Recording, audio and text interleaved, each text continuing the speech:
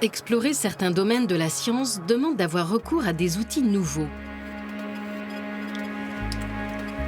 Dans ce laboratoire franco-japonais, hébergé par l'Institut des sciences industrielles de l'Université de Tokyo, la recherche s'apparenterait presque à de la science-fiction.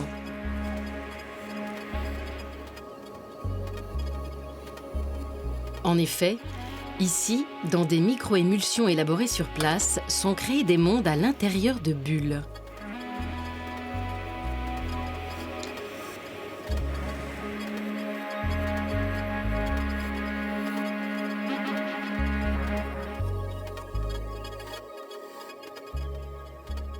Notre domaine de recherche, c'est le molecular programming, la programmation moléculaire. Et c'est un domaine qui est à la frontière entre les sciences de l'information, la chimie et la biologie. Donc nos outils, ce sont des outils moléculaires. Et en particulier, on utilise beaucoup l'ADN. C'est de l'ADN qui n'est pas issu directement de la biologie, du monde vivant, mais c'est de l'ADN synthétique, synthétisé par une machine, donc un robot synthétiseur d'ADN, et qu'on peut commander sur Internet. Il suffit de donner la séquence de l'ADN désirée et on reçoit cette molécule quelques jours ou une semaine plus tard. En premier lieu, il s'agit de produire des gouttelettes qui vont contenir les petits brins d'ADN artificiels. L'objectif est d'aboutir à une vision simplifiée et schématique du vivant. Dans le circuit, les liquides, vecteurs d'ADN, vont se mélanger suivant des concentrations très précises. En bout du circuit, les gouttelettes prennent naissance dans un bain d'huile. À l'intérieur de ces gouttelettes, on teste différentes combinaisons de brins d'ADN associés à des enzymes favorisant les réactions biochimiques. Donc dans l'ADN, on a 4 bases, A, T, G et C. C'est ce qui forme la chaîne du polymère de l'ADN. Et on sait que A aime bien se lier avec T et C avec G. Et de ce fait, il est toujours facile, quand on connaît la séquence d'un brin d'ADN, de trouver un complémentaire, donc une molécule qui va se lier à cette séquence. Et donc on a une reconnaissance moléculaire qui devient modulable, contrôlable, programmable.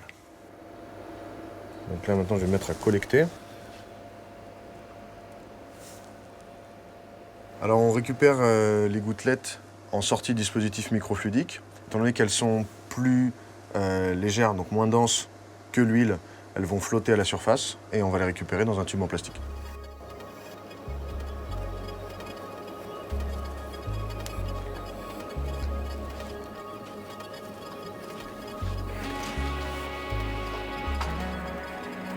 Les gouttelettes sont encapsulées entre 2 fines plaques de verre.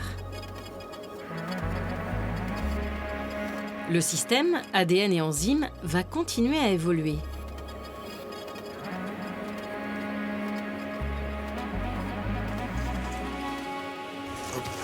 Là, il faut que je sois un peu rapide, pardon.